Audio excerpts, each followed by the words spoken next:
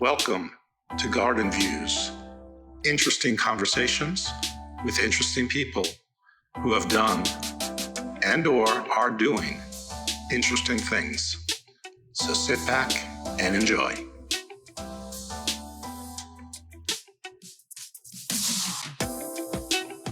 Welcome everyone into Garden Views. Today we're welcoming in Marieta Valdivia LeFort. I think I pronounced that incorrectly. How'd I do? That's perfect. It's really good. Okay, excellent. So Marieta is one of my colleagues at the Space Court Foundation, but that is not all that she is. She is a PhD candidate at UCL Institute of the Americas. That is in London. What does UCL stand for again? Remind me. University College London. Oh, see, there you go. Earlier this year, she was a temporary exchange scholar at the Council on Latin American Iberian Studies at Yale University, where she may or may not have joined the Skull and Bones and may or may not have been recruited by the CIA. We're not sure. She has a very distinctive but hard to discern accent for me anyway. Broadly, she's interested in the study of policymaking and decision-making in different areas, such as the economy, education, science, and the space sector. Obviously, that's one of the reasons she's on the show. She has 9 years of experience in research and data analysis. She's contributed to several projects in a number of different fields, including education, sociology, gender, public policy, international law, diplomacy, and science policy. She's currently collaborating with the Royal Astronomical Society as a specialist support assistant for dark skies policy. You all might remember the show we did with Jana, also from Space Court, probably about a year or so ago, where she spoke on that quite eloquently. With the International Astronomical Union Center for the Protection of Dark and Quiet Skies from Satellite Constellation Interference as a policy and regulation researcher. She's also in a government-funded project affiliated to the School of Psychology at the Universidad de Santiago de Chile as a research assistant with the Space Court Foundation. There we are, Space Court. Whoop, whoop. As a research officer for the Latin American and Caribbean regions with the Chilean Space Association as part of the Policy and Legal Committee. So I'm looking at a person here who's, relatively young, much younger than me, and has already done more than me. So thanks for that. Thank you. Thank you, Jeff. Welcome back. And for those who don't know, but none of you know, but I don't hide anything. We tried this yesterday, and there was a ton of internet interference. It was so bad that this is actually not a redo, because I don't think either one of us knows what the other one actually said yesterday. So this is actually going to be fresh and organic, but we did actually meet yesterday, and we made a go of it. It's just the ghosts in the machine didn't let us. So we didn't really understand what the other was saying, so it's correct, just okay. and not for the usual reasons where I'm speaking nonsense. So, tell us a little bit about yourself. Fill in some of that resume there where you want to embellish or correct, and tell us sort of your story as a youth and young professional and how you decided to pursue a career in space. Well, I started working in this area around 4 years and a half ago. So at least probably 3 months before I started with my PhD. And I started working with astronomers, mostly with astronomers. Mm-hmm. And I'm still working mostly with astronomers and or professionals linked to the astronomy sector. So I started to collaborate with a group of astronomers, engineers, space lawyers, space professionals in the review of national space policies and regulations around the world. And this was like a kind of like data collection job, if we call it that way. Okay, professional experience. And this was basically, it was going to be used. I mean, it was used. All of this data was used for a report that was presented in the second conference for dark and quiet skies for science and society that took place in 2021, and this was a follow-up of the previous conference on the same topic that it took place in 2020. So both conferences were co-organized by UNOSA, the International Astronomical Union, and the government of Spain. This took place in La Palma. It was a virtual. The second one was online, but it was in La Palma. And my specific task there was to work with Latin American and Caribbean countries and to identify national regulations related to space, country adherence to international treaties related to space, and whether countries had specific regulations for the protection of dark and white skies. And because my background is in public policy, I was extremely happy, and I fell in love with the topic. It was new. It was something, as you said, I've been working with different areas in public policy, but I was always very, very interested in science and technology, more in science than technology. But then I found this area, and it was a mix of everything. So it was quite interesting. So I fell in love with space policy, and particularly everything that has to do with decision making. I have a passion for decision making, for the analysis of decision making. It's just note for you in the future, when you say you have a passion for decision making and laugh at yourself, it sort of undermines the statement. So if that happens again, you have to fire someone immediately just to show people you're not to be messed around with. No. No, but maybe I'll be making decisions at some point. But yeah, we're not going to talk. Where are you from? Like originally, where did you grow up? In Chile. In Chile, okay, I thought so. It wasn't. I mean, you've spent a bunch of time in England, and you have a bit of a British accent. There's probably people out there saying she sounds like everyone else I've ever met from Chile. I know one person from Chile. She's the second. So I'm not that great with. I think it's sometimes goes. It's a mixed. But I came. You're like here. Madonna. You moved to Britain and you adopted the British accent. Yes. I moved here probably. How many years ago? 2017. Okay. For my master's. So obviously, I have this passion for the study of decision making, all the different things, right? Because decision making is definitely more complicated than just making a decision. It has to do with funding, budget. It has to do with more ideological things, with political reasons. So that's one of my passions. Also, the politics of space, which is something that I hope to develop in the future, right? But the politics of space is again everything that has to do with political issues and space, and also the analysis of the institutional framework. So during this time, obviously, in this work that I had to do, it was, understanding the institutional framework of space activity at the national level. So, and this is the area that I work in, but specifically in relation to the protection of dark and white skies, from satellite constellation interference. But I'm sorry, for those people who didn't hear the show with Jana and then pause this one and go back and look for the other one, what is the primary goal of that mission? What do people mean when they're talking about the preservation of the dark sky? It became obvious when she mentioned it to me, but until I heard the phrase, I'm like, what are you talking about? So the preservation of, yes, obviously, the preservation of dark skies is the possibility or the right to actually look at the dark skies and see what is there. Because obviously that might be like obvious, but when we have a lot of light pollution, which is exactly what Jana works with, but from the legal perspective, of course, you don't really see the stars, or you don't really see the sky itself. We can't see the Milky Way any longer, exactly. or the spiral in the Milky Way, which is like the heart of like all of the myths of all of the peoples of the earth. And maybe in some places you can see it if you're out in the country in the middle of nowhere, but we have our radio pollution and light pollution. But it's what I didn't realize, it's not just something about the nicety and preserving our views.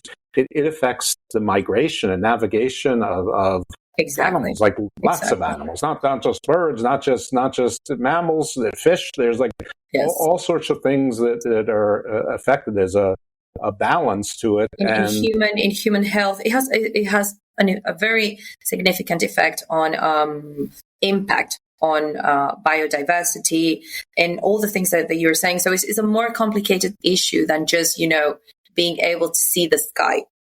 And then you have another issue that is also, because one thing is what happens at the terrestrial level, right, which is more related. That's why environmental issues are very, very useful for this, for the discussion about dark skies and the protection of dark skies, because it has to do with environmental issues. But then you have the other situation, which is the access, and this is again the situation with satellites. That when you have a lot of satellites, it's not just the effect that has on astronomical observation, but also with the possibility to space debris and all those things. But the dark skies discussion about satellites started with the notion of not being able to actually have proper astronomical observation. This started with that topic, which I think is very interesting, and we're very grateful of the astronomical community because they actually highlighted this problem. But then we started to understand all these other issues related to satellites, and again, this overcrowded. What happens when you have all this space debris? What happens with satellites when they're not operating anymore, and so on. And yes, so that's the general description. So I work more with the satellite interference side of dark and quiet skies. And so more the tech side than the environmental side, or do they have that? Yes. Okay. Yes. But I think that the terrestrial light pollution discussion is extremely fantastic. I really like it. It's just I started working with satellite interference, and I've been working with them, and I like it. No one's like, Marieta, why do you hate the sky? No, I mean you work in one area, others work in another area. Yes, and it also has maybe we can talk about this later, but it also has. So today we're starting to understand the environmental impact of, for example, when satellites, they're not operating anymore and they re-entry, right? They disintegrate, but that disintegration doesn't mean that they disappear completely, right? Right. So they disintegrate, and that means that it can have chemical effects on Earth, and that's also environmental issues. So everything is connected at the end. So it's interesting. Yeah, and those satellites are made of things, and some of those things were made in like the 50s and the 60s, and they might not be all solar paneled, and there might be corroded batteries and heavy metals, and who knows, there might be some that have like mini reactors in them. We don't know what everyone puts in their satellites. We pretend that we know a lot more than we actually do. We actually know less than we think we do. But space junk is a real issue here on terra firma. It's also a big issue up in space because it's getting crowded, believe it or not, because most satellites operate in low Earth orbit, and I believe there's I think most of them are at 22,000 miles above the Earth, and then I think there's some other there at 24,000, or maybe the International Space Station is alone up there at 24,000. We think alone, maybe alone, who knows? I mean, I've got my other show, Garden of Doom, where you hear about the Black Knight satellite and other things that are out there, and then there's something else called Lagrange points, which are basically where the gravity from the moon and the Earth are the same, that something can stay in the same place. It won't move at all. It'll basically be in the same fixed position. I think I'm explaining those things well enough, but yeah. No, but I think that what you're saying is also very important, because today we have, we started recognizing the issue with mega constellations in 2019. So it's a relatively new, I'm not saying that people before that date, they didn't recognize the problems or the potential problems for the future, but we started recognizing those issues in a more urgent way in 2019. And again, I think the Astronomical Society, they were very important in this respect. They are very important because they were the ones who said, we are having an issue here and we need to look for potential solutions from different perspectives. And they are the ones who started, asking for legal advice, also from the social sciences. And I think, and that's why today we're talking about, okay, let's use environmental law. Let's use, this is also about politics. This is also about economics. So I think we are making progress. So today we talk about space sustainability or space environmentalism. So we're making progress. So it's happening. Maybe, and I'm going to be a little bit negative in this respect, maybe not in the, maybe we're not moving that quickly, but we are definitely making some progress. Yeah, well, I think that's sort of our history. So yes. we take our time with certain things, other things we rush into, and there's no monolith as to we either. So go ahead. And then, so we finished with this work, and then all this group of people that we were working, that they organized these conferences, and they obviously, again, mostly astronomers and professionals linked to this discipline. They created a center. I mean, I'm pretty sure that it wasn't that straightforward, but they created a center. That is the Center for the Protection is the one that you said. It's the Center for the Protection of Dark and Quiet Skies from Satellite Constellation Interference. Well, it's mostly known as CPS. And this center is linked to the International Astronomical Union. So in the center, you have different hubs, and one of those hubs is the policy hub. So I continued working with this policy hub, with the National Analysis Group, and that's how I met Jana, because we worked together there. And I also met Jonathan in one workshop that we had, and because they liked my work and my kind of like analysis, or the way that I analyzed things, they invited me to the Space Guard Foundation, and now we are colleagues because of that. And then because of the same work at the CPS, I met Robert Massey, who is the Deputy Executive Director of the Royal Astronomical Society. And he also liked my work. I have to get this person on the show just because they're the something of the Royal Astronomical Society. I have had people from Royal Societies on before, not this one, like theater and arts and things like that. And I even had someone said that maybe they'll sponsor me. They haven't, but I haven't forgotten. So one day, maybe before I die, I'll become a member of some Royal Society or something. But they're very nice people. Very nice people. I'm sure they are. And do they do the whole thing with the sword on both your shoulders, or is that different? No, they don't do it. Maybe they'll do it for me. Maybe not. Maybe not for you. Maybe for me. Jonathan, yeah. The Jonathan you referenced is Jonathan, who is I believe is the executive director of the Space Corps Foundation, and he basically runs the Leiden, Netherlands location. He has not been on the show. I just want to clarify that for the folks, if you don't know who Jonathan is, because you've never met him before. Obviously, if you're a new listener, we get new listeners all the time. You don't know who any of these folks are. But if you were looking for a show with Jonathan, you don't have one yet. But there will be one day. I mean, eventually, I'm going to get him to yes. It's just there's like a 7-hour time difference or 6 hours, and he's busy, and I'm allegedly busy. Well, we have 5 hours difference, and I'm still here. That's true. Yeah. What's for the record. That's true. You're right. Yeah. We should shame him.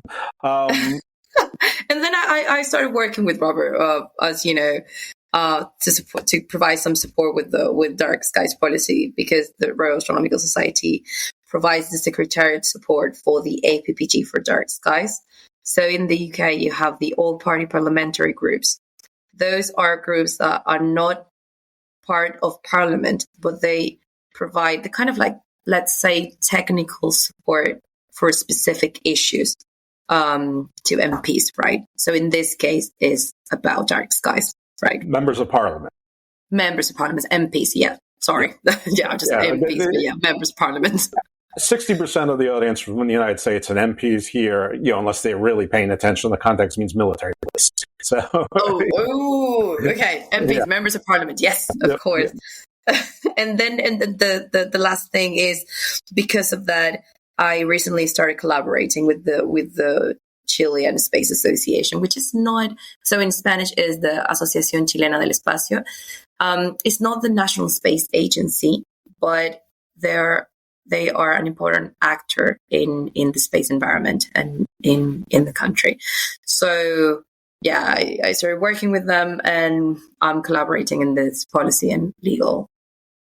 Well, that's an excellent segue, because, I mean, one of the nice things about this show is that we get a variety of guests from a variety of different places on Earth who speak about a variety of things or space policy from many different parts of the world. Sometimes limited to one country, sometimes a region, but you also have you're basically, in your case, you're going to be speaking for South America, Latin America, and the Caribbean, and just everyone out there should take note that, of course, she doesn't speak for everybody and every interest and every country equally or region or even like that. So we're speaking in broad generalities, and nobody should expect her to be she's not the elected spokesman for this hemisphere global South, as they say. She's just going to help us give an overview as to our understanding of the policy interests of the regions and the region writ large, and sort of the policies and goals of those countries. And I'm sure she'll say it better than I will, or at least with a more interesting accent. For sure. Yes.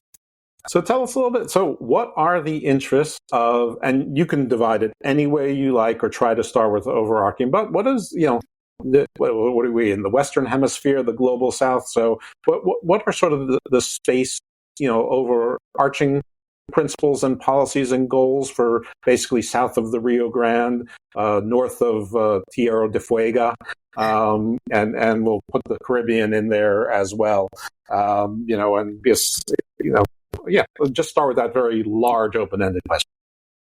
I think that today what we see in the region in general, so Latin America and the Caribbean, is that there is a growing interest in space, for sure, and that's a fact.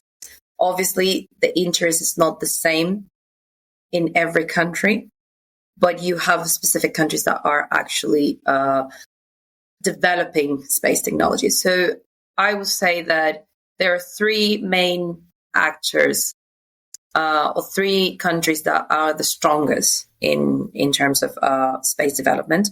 So do you have any idea which one? I'm going to guess, just based on size and population, that Brazil has to be a player. Sure. Yeah, that's the first one. My second guess probably would be Mexico, just because of proximity to the United States and because so much is going on in southern Texas with the platforms, and the Gulf of Mexico is where a lot of things splash down, etc. It's also relatively wealthy, when we're talking about the global South. The third, I'm going to make a wild guess, and only because you're on here, I'm going to go with Chile. Right, but no. Is it Argentina? Yes, indeed. All right. But the order is different. So it's Brazil, Argentina, and Mexico. Okay. See, I was going to say Argentina, but for you, I said Chile. See, No, Chile's not. No, Chile. I'm editing that all out. I'm going to get it right in the redo. You have to keep all of this. I think Chile is working on that, but it's still is not close. But mostly because of the investment that they have in the space sector, right? But in a general statement, I would definitely say that countries are right now, as I said, that there's a growing interest for space, and some countries are definitely investing in space programs to foster technological development and international cooperation, which I think is an achievement, to be honest. And they're also doing it because they want to be involved in everything that is happening in the world with space. So space is attractive. And a part that makes we need a lot of investment, financial investment in that sector. But it's interesting, and also everything that has to do with the space technologies is very attractive for countries, not only in terms of like space exploration or just to have a position or to be involved in this environment or like space environment, but also because, for example, satellites provide really good services for civil purposes. So then obviously we have from telecommunications, right? But so connectivity for remote areas and so on. But also we have other services that are extremely important for nations. So let's say terrestrial observation, climate monitoring, climate change or the effects of climate change, natural disasters. So those services are extremely important for nations today. And obviously Latin America is following the same trend as the rest of the world. So they are very interested in that. Space programs are very expensive, but satellites are relatively cheap for the bang for their buck. I mean, when we had our mutual acquaintance, Chris Hearsey, on the show the second time, we actually did a show. It's called "So You Want to Launch a Satellite." I'm very clever with my naming conventions. But he said that some satellites are $50,000 or $60,000, and some can be multi-million dollars. But I mean, it seems like the average range of satellites is sort of the price of higher end to extremely luxury automobiles here in the U.S., which, I mean, it's a lot of money, but not necessarily to a country. Now, building a platform and rockets and having all that, is very expensive. But as we sit here, you can rent space in a rocket. You can and you're probably going to hire whoever's going to make the satellite probably is in the United States or whatever country you're going to launch it from. Probably not going to build it in Brazil and ship it to it, but you could. Yeah, I mean, you could put it on a plane or whatever with a 6-man security team or 6-person security team, and deliver it, or to FedEx with a lot of insurance and rent space on a SpaceX rocket and you get the whole thing done for less than $1 million, and that's very affordable.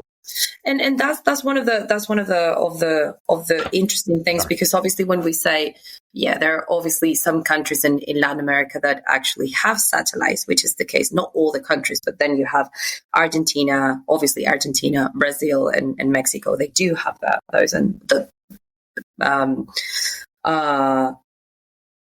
well, if we count all the satellites, I mean, let's be honest, some of them are still operating, others are not operating, but they have those objects, right? Mm-hmm. Then you have Brazil, Chile, Colombia, Ecuador.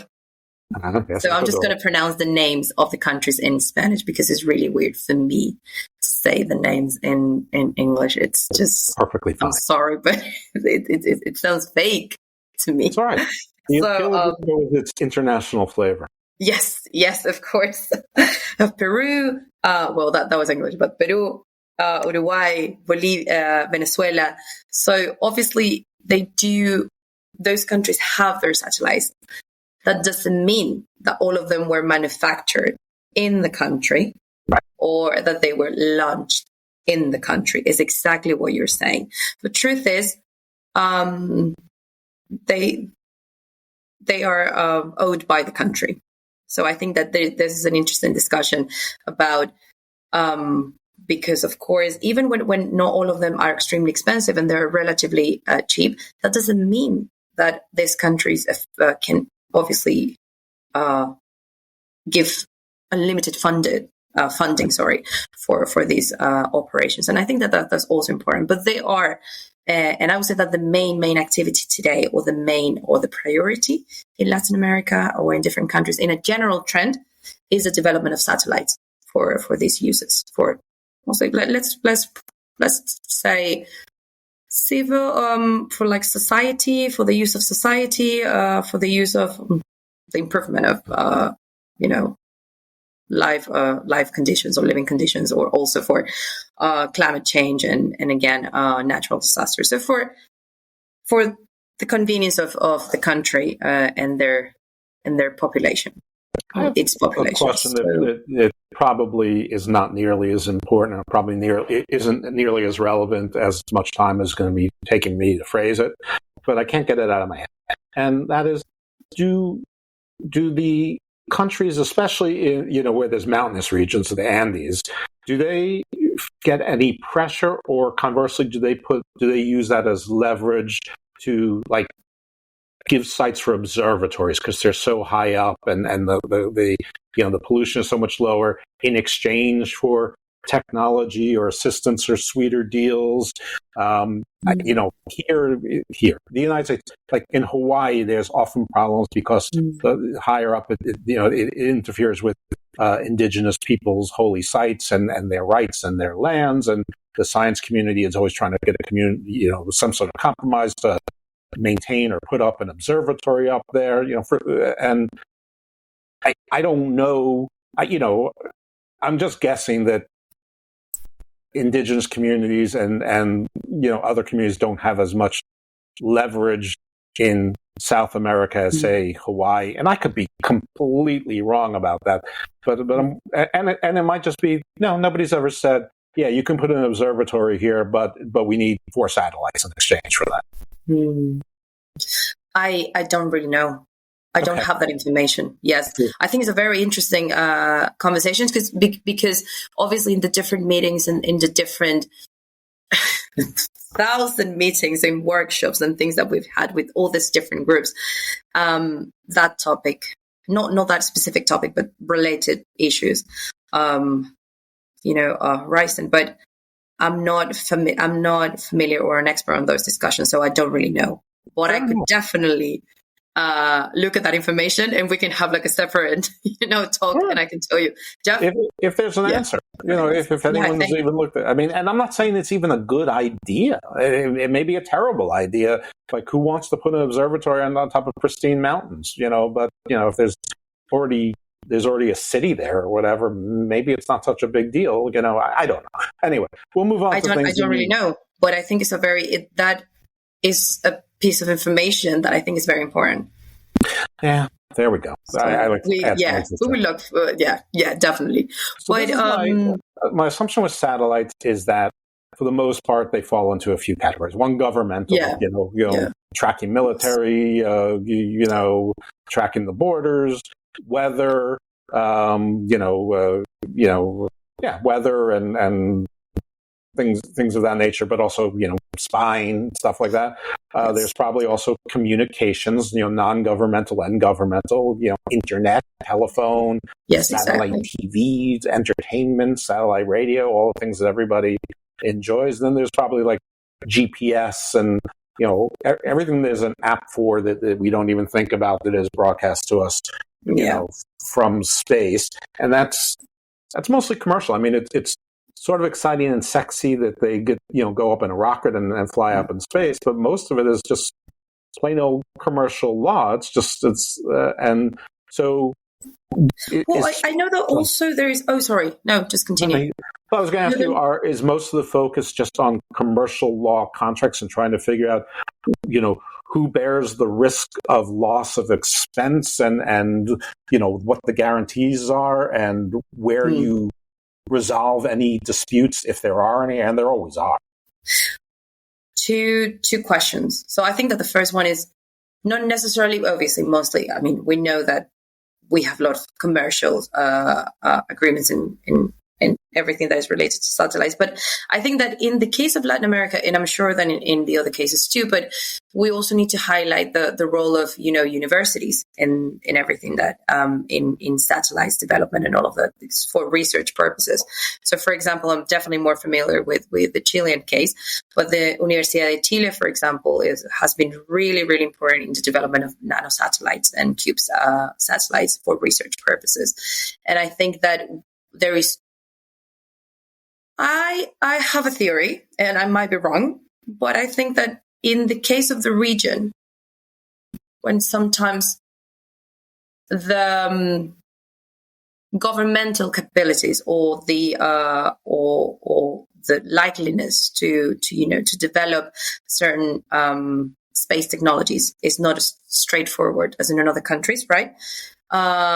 research centers and universities, academia are a very, very good ally to actually cooperate in this respect. And that is exactly what has been happening in Latin America.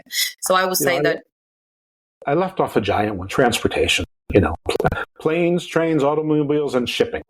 I left that one out of a giant sector for satellites. Yeah. I just didn't want the audience to think I'm a complete idiot and left that one out of there. So please continue. No. That's it. So I think that, I don't know if that is the same case in all the countries, but at least in this case, I think that the universities and research centers have been really, really helpful and more than helpful, like fantastic in developing that. And obviously they have different types of satellites, and they're working in that respect. So I think that is one side, right? Because this is for research purposes, and then you have the other satellites that maybe are not operated or manufactured by universities, but that depends on. Well, as a spokesperson for somewhere between 800 million and 1 billion people, are the interests? What are your Are you interested? Are you concerned about space commerce in mining in space? Celestial bodies. Are you worried about the militarization of space-based warfare, that somebody can rain missiles down from the sky? You may not necessarily have any warning or even know who shot them necessarily. Or are you just really more concerned about keeping up with the basic things like internet and being able to tell when a hurricane is coming?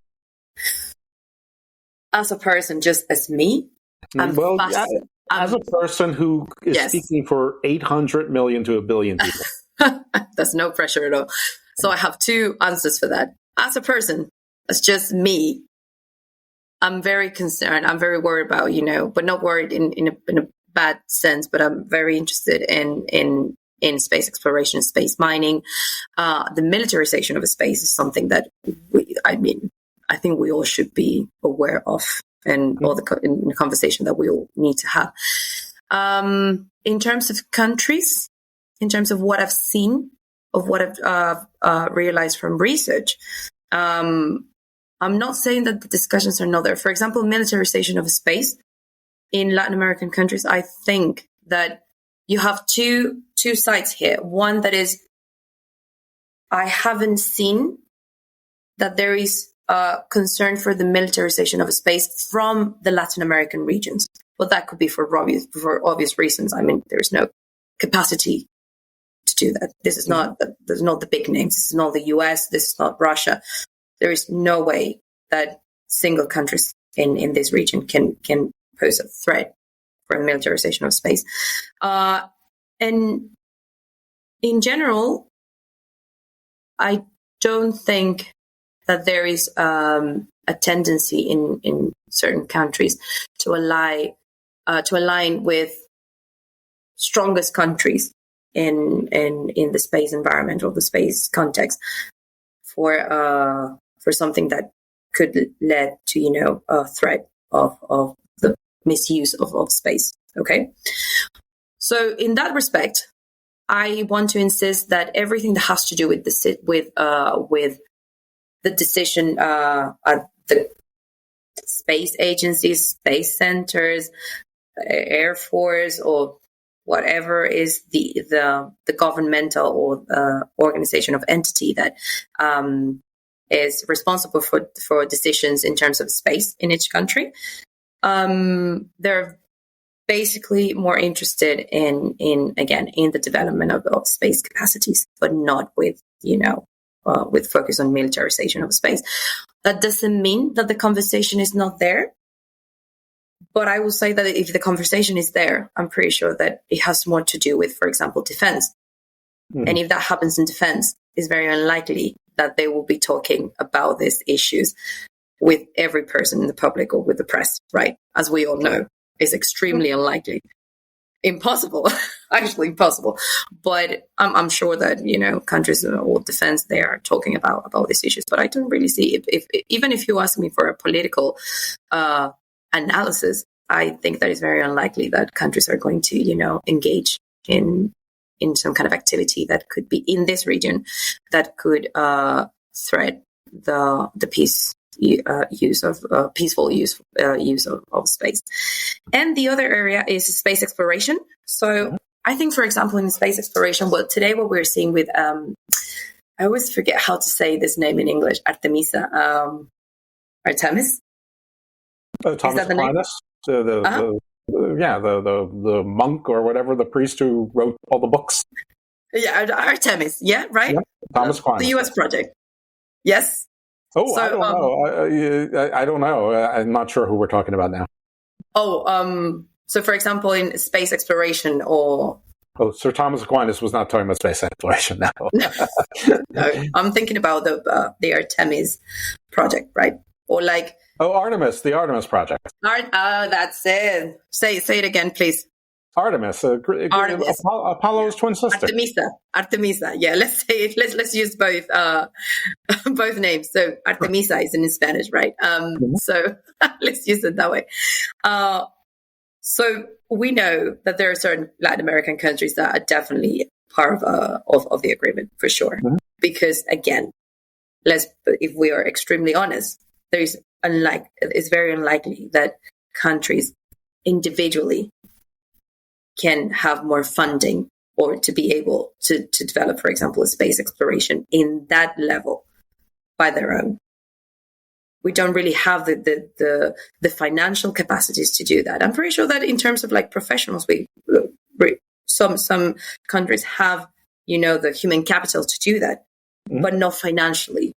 And I think that that's an important thing. And that brings my other point that I think is one of the big issues today in Latin America, which is, the development of a regional space agency that I think is very important for exactly for these different discussions.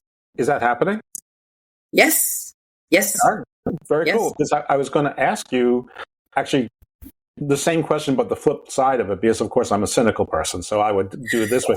I was going to ask, and I was going to kick myself for saying interregional, because we're talking about an entire continent. We're talking about, a third of North America and, the Gulf of Mexico, Caribbean area, which, is sort of in between the both, and calling it one region, which is, completely unfair. And there's dozens of nations, if not scores of nations involved there, which have their own politics. But are there interregional, using that as the region, rivalries or major issue discrepancies that are holding things back? Or you could do it on the positive side. How close is it to a regional space agency, even if it's just the continent of South America? Yeah.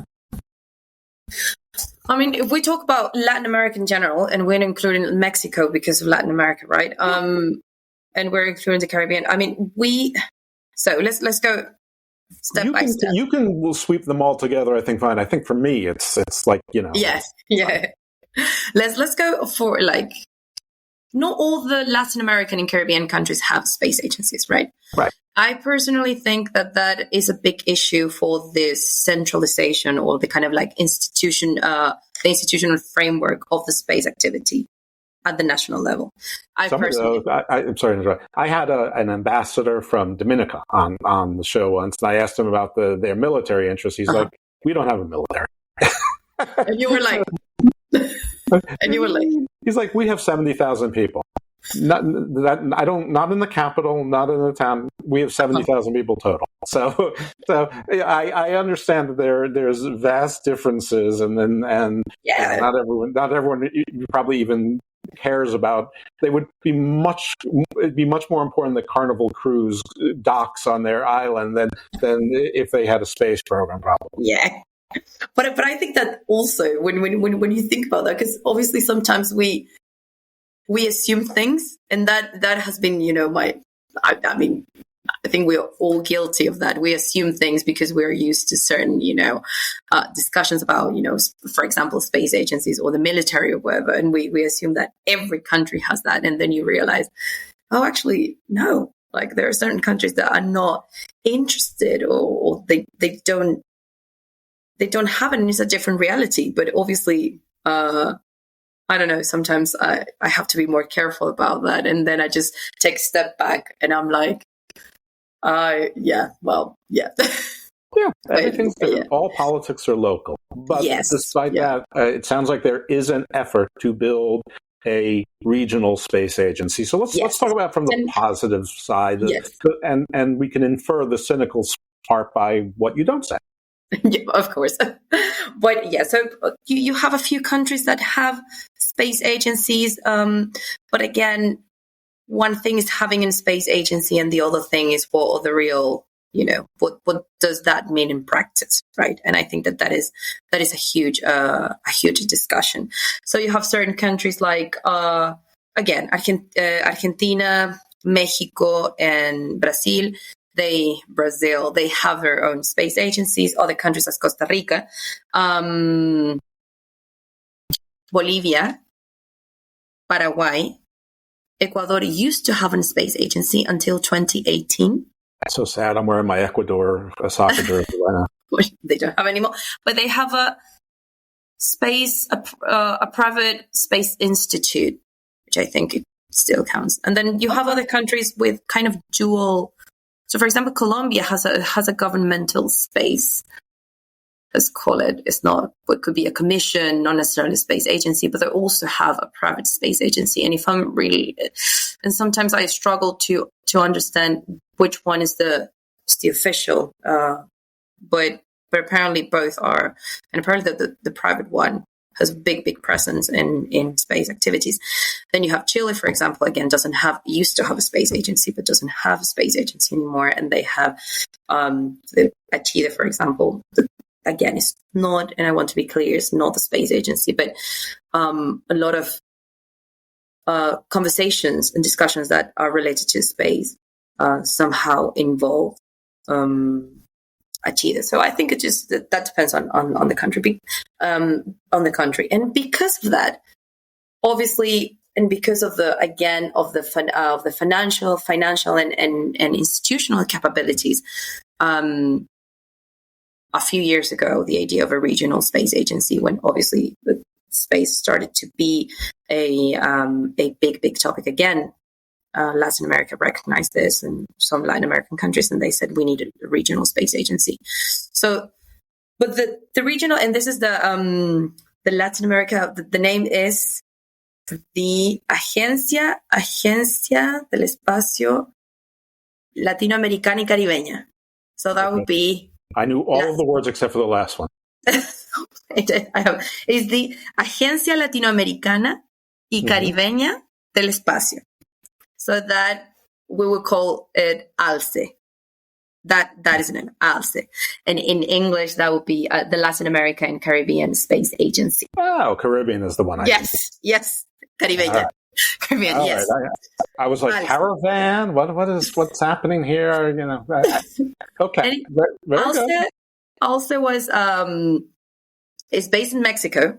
It was created officially in 2021, but it started operating in 2022. So it's quite recent, but at the same time is I think is a very important achievement. And I think that is what is going to achieve again.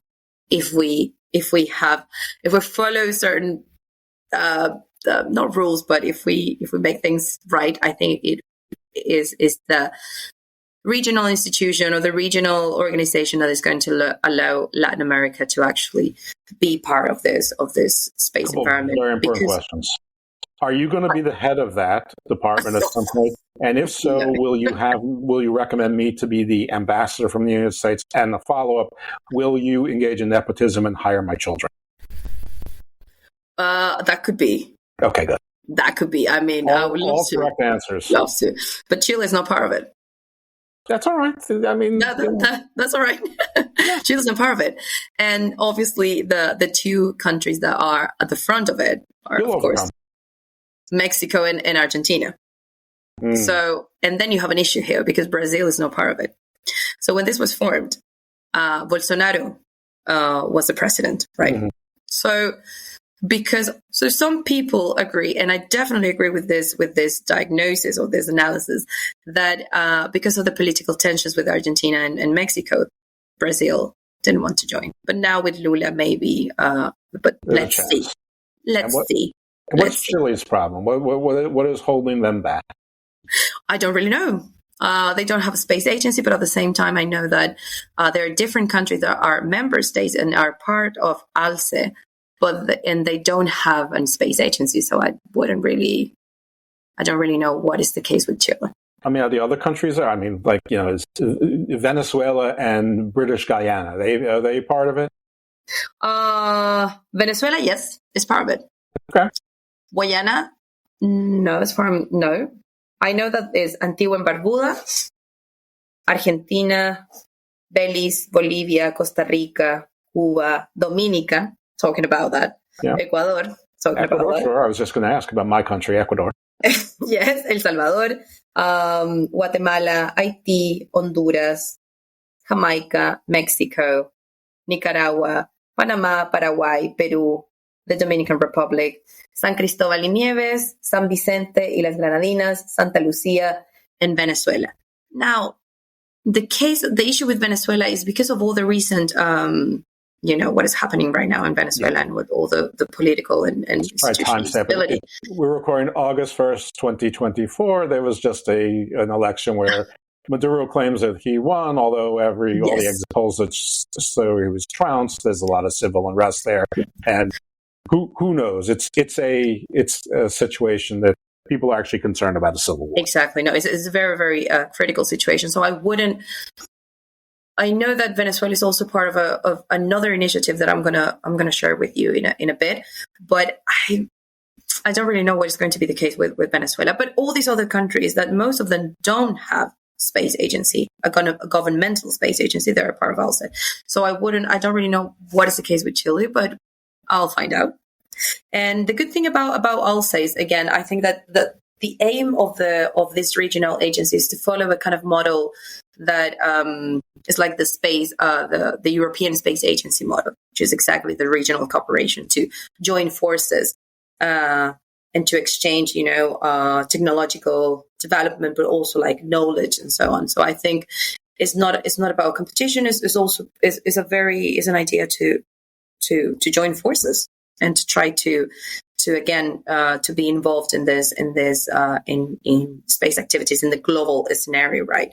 It makes sense from an outsider point of view that you pool resources. I mean, the African Union does the same thing, not necessarily with space, but they now have a military force and political influence on that continent that it was previously absent. There's a void, and you pool resources, and one country can have more human capital, one has more wealth, one has more space, to dedicate to the commercial endeavors. Who knows? It's over. There's always complications on the ground, and that's just always the way they are. But it seems to make sense that you'd want to be as a region and continent, if nothing else. I mean, yeah, sure. The United States is to your north, and there's pros and cons to that. Probably don't have to worry so much about space defense when the United States is up there, because it's probably guarding the hemisphere to the extent possible. But you don't want the United States to dominate everything, or China, or Russia, or India, or really anyone. You want to be a player, at least an equal continental player to the other continents. Especially, continents that have been sort of ravaged and pillaged by other continents, and allow that wealth taken. You don't want that to happen again. You want to have a seat at the table bigger than just the UN. Yeah, of course. And I think that because, again, they recognize that, and I think that, again, is a huge step ahead. Is progress, because these countries recognize that without that, it's very impossible to it's almost very unlikely to have more development in this area if they don't have joint forces. But obviously you have, again, the issue of what will be the real contribution in terms of funding or resources from each country, because again, Argentina and Mexico are the strongest in this area, right? So they're the ones that are going to give more funding, right? Because they invest. So I have, if I'm not wrong, Argentina and Brazil were quite close in the amount or the funding and the investment that they invest per year. And then you have, so for example, you have Argentina. So Brazil is here, Argentina is here, and then you have Mexico, and then you have the rest, right? So let's remember that, let's consider that Brazil is not part of ALSE yet. Well, since it's audio, I'm going to describe it. Brazil on the top of the funding chart by a fair amount, then Mexico coming in the second place, and Argentina. No, Argentina is the second place. Second place, and then I guess Mexico is sort of a distant third. Yes, yeah, but it's a distant one. Yes, right. Distant one. I mean, it's not extremely distant, but they're more close. Argentina and Brazil are closer. Brazil is not part of this regional agency yet. So it will be very beneficial for the region if actually Brazil wants to join and decides to join, because obviously that will be like almost doubling the funding that will be, or the investment, not funding, but the investment. So, but apart from that, we need to see what will happen, but I think that is happening. I mean, that regional agency is in place. So I personally see that with very positive eyes, and a very positive. I'm quite positive about that. Good. So yeah. And then we have another initiative that I think is important, but this is very recent. Okay, it's not just regional, but is the Ibero. How do I say this in English? Everyone said is the Ibero-American Network of Aerospace Agencies. Okay. So this is not a regional initiative. It's not about a regional agency, but it's a network of cooperation. So the only difference is that they in this network, Spain and Portugal are included. Hence the Ibero. Yes, and actually, this initiative is chaired by the Portuguese Space Agency and is based in Spain. But so the aim of this network is actually is exchange. It's just exchange, sharing experiences, exchange. Sorry. So strange. You have the Portuguese Space Agency heads it, but it's in Spain, and we shake our head, in the United States when some congressman gets like a naval base in the middle of the country, not near any water. It's it's the same everywhere. It's just crazy. Yeah. I'm sorry. And I think it's just this network had its official first meeting or assembly or meeting, how we wanted to call it, this year. So It's quite brand new, very brand new. Do we know what in its first meeting, I assume it adopted bylaws and some organizational mission. So what is it? So they decide for the Portuguese Space Agency being the chair of the network. They basically decide, for example, in terms of what will be the main aims. So this network is led by the Organization of Ibero-American States for Education, Science and Culture. So it is not just only focused on space, right? But one of the aims is definitely will be like a meeting point for the promotion of shared projects that generate social and environmental impact throughout Ibero-America. And it will count on the collaboration of universities and research centers that can contribute to its mission. And we've built bridges of collaboration, especially with the aerospace, technology, and services industry to enhance its development. Let's see what will happen in the next meetings or in the next when they publish more documents and things like that to see what the main plans. But it's brand new. With all the organizations and things you're involved with, do you think that you might get invited or be able to attend one of these things? I would love to be. Well, I know about certain organizations that I know people work with, but I would love to be I would love to. That's a good question. I don't know if I would like to be involved, but if I have to. Some things are just about showing up, and then people like you, and they like to have you around, and they find a reason. Look, I have no actual talents. I just sort of stick around, and people seem to like it. So maybe you can follow that model. It seems like you have talents. You went to Yale and stuff. So Well, it was just a research exchange. But it was. It's Yale. You don't say it was just. You're like, yeah, I went to Yale. Yeah, and I'm at UCL. Yeah. But I don't really. I prefer, if there's something that I really like, is I like research and data analysis. Mm-hmm. I don't like exposure. So everything that has to do with being, in public or things like that. Well, that's great. I like exposure, and I don't like doing the research or anything like that. That's really, in essence, the premise of the show, is to me to have people who know about things tell me about things that I want to learn about and pretend it's a show. Yeah. So there you go. So just to summarize everything, I think that with all of this, I think that we can see that at the regional level there are efforts to make progress and in collaboration, which I think is really, really important. Obviously, at the domestic level, each country, not all of them, but each country is dealing with their own needs in terms of like space development, but they are definitely trying to do it in collaboration with other countries. And again, I think that this could be a really good opportunity to position to provide or to give a position to Latin America and the Caribbean to have a place right in this respect.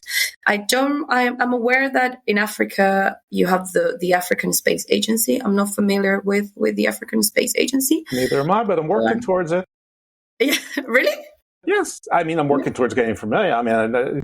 Yes, I'm working towards getting a guest or guests who will talk about it. Yes, it's sometimes things are slow going. Sometimes they happen really quick, and and it's all good. I'm like the Mountie. I'll get my man eventually, or woman, or whatever.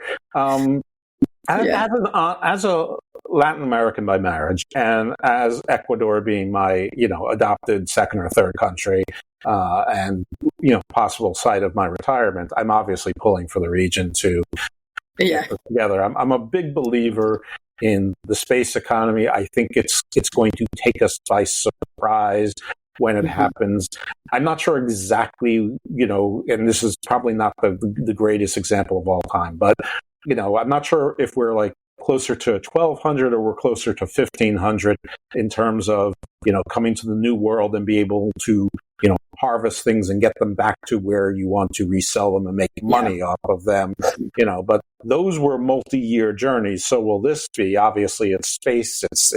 There's more variables, but there's robot technology coming on, and if there's rocks that are close enough to get there and back in 20 years and pull them in and harvest them, and they're worth $60 trillion, that's a lot different than if it's worth $1 billion. $1 billion, no, you're not waiting 20 or 30 years for that investment. For $60 trillion, you are. So I think that at some point the economy and technology is going to sneak up on us, and things are going to change when there's platforms where you can blast things off from and re-land them, reuse them on the moon, possibly Mars. Who knows what we'll find on the moons of Mars or whatever. I know they're not as round as our moon, but I'm sure they have flat spaces. They are moons after all.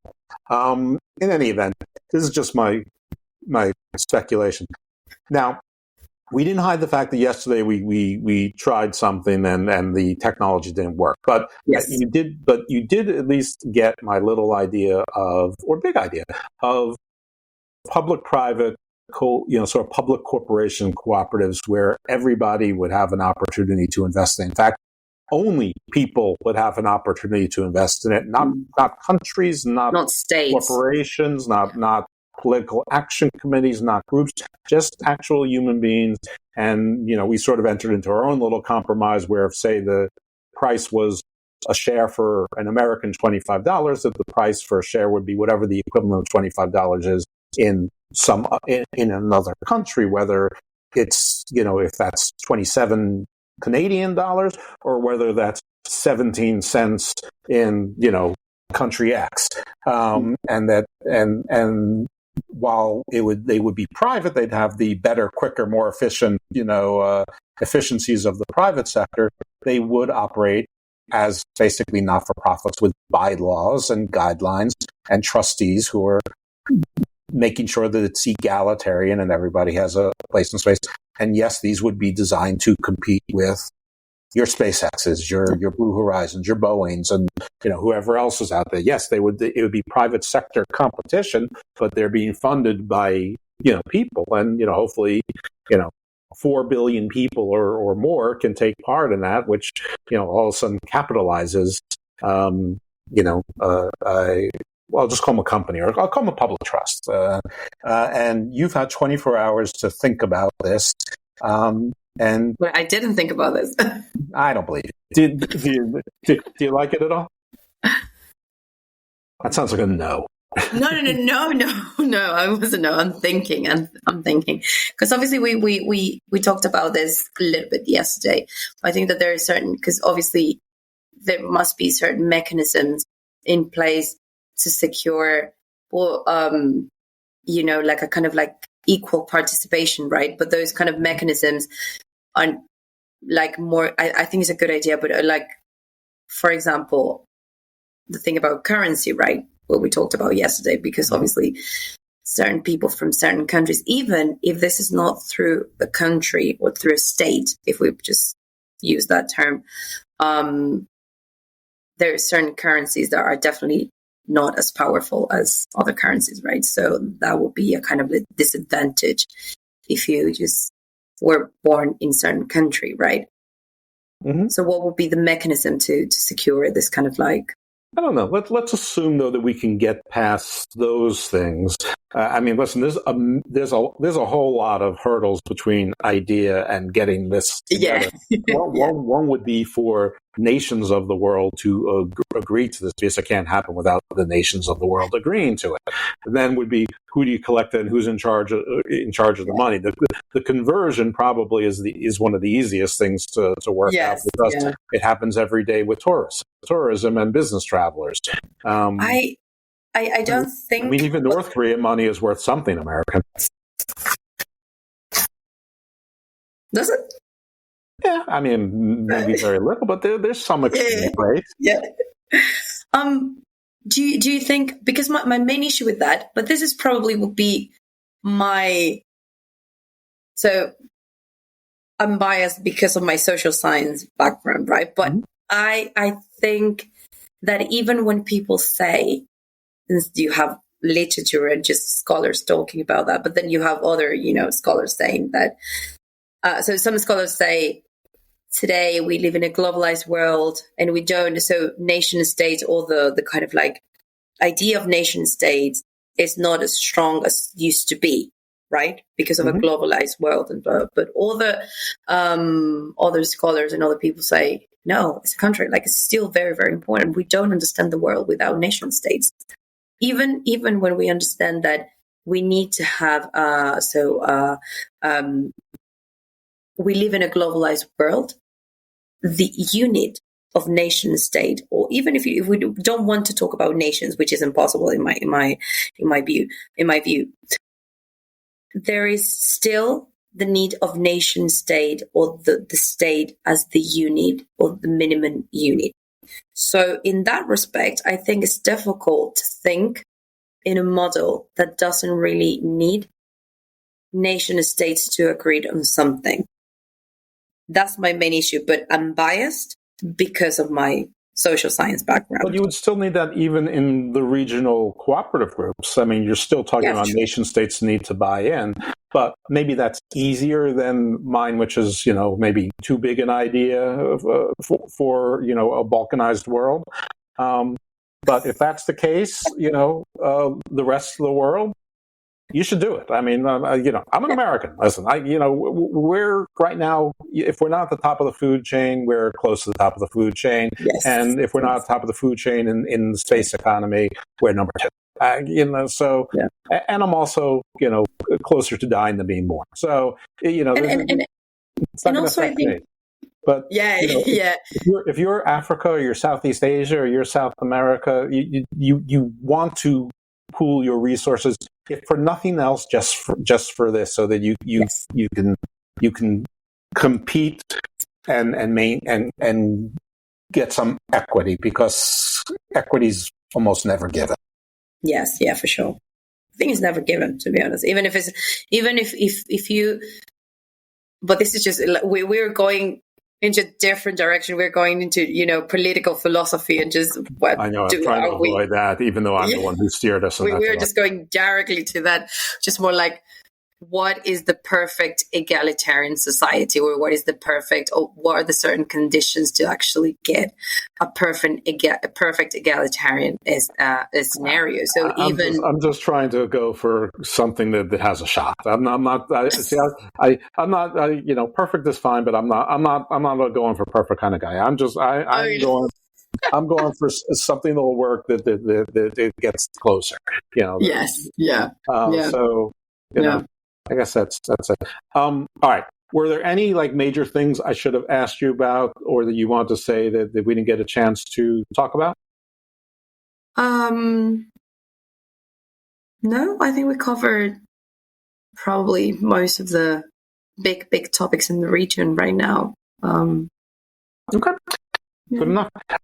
If you want, maybe not necessarily my topic, like my specific topic of we did more like a general revision, which I think is okay.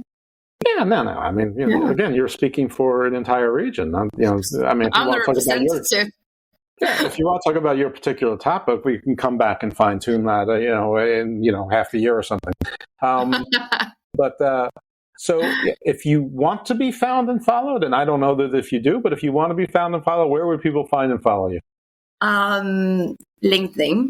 LinkedIn. Okay. Yes. And it's also Marieta? Twitter, X. Oh, it doesn't exist anymore, but yeah, X. Under your name, Marieta Valdivia LeFort.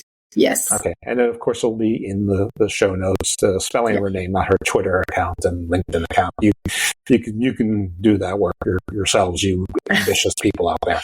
All right.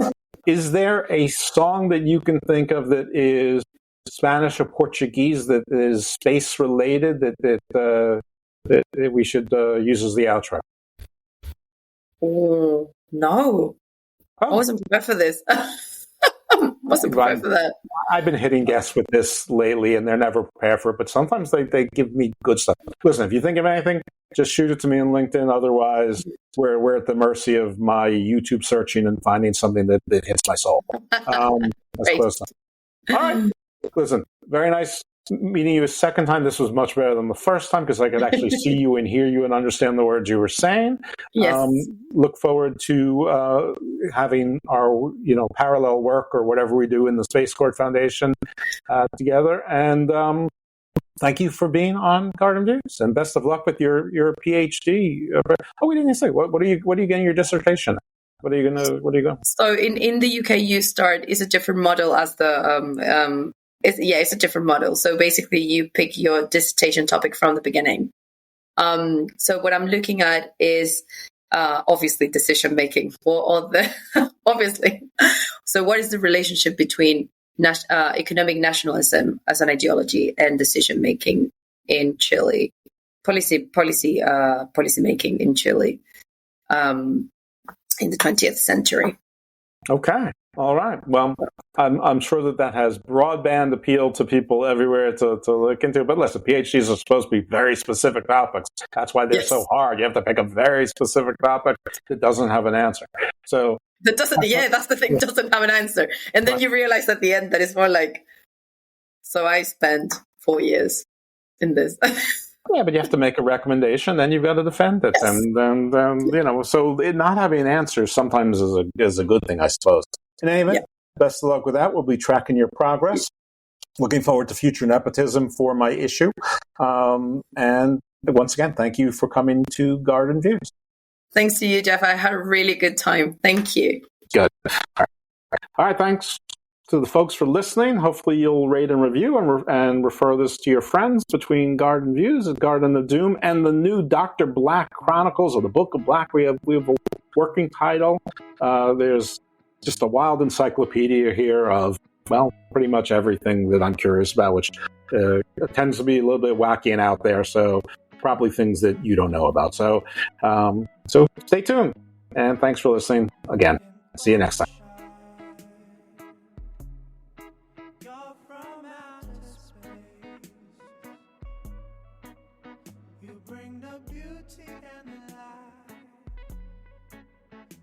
This world we live in,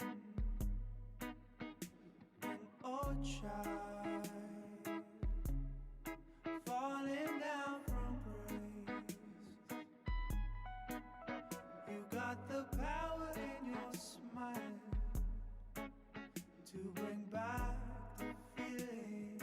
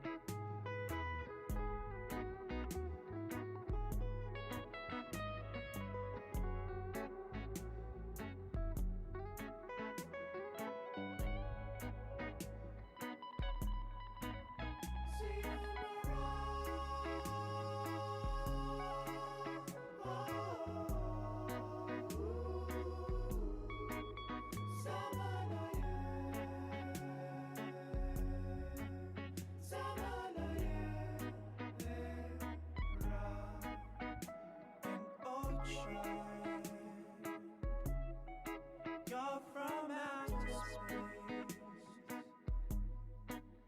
You bring the beauty and the light to this world we live in. An old child falling down from grace. You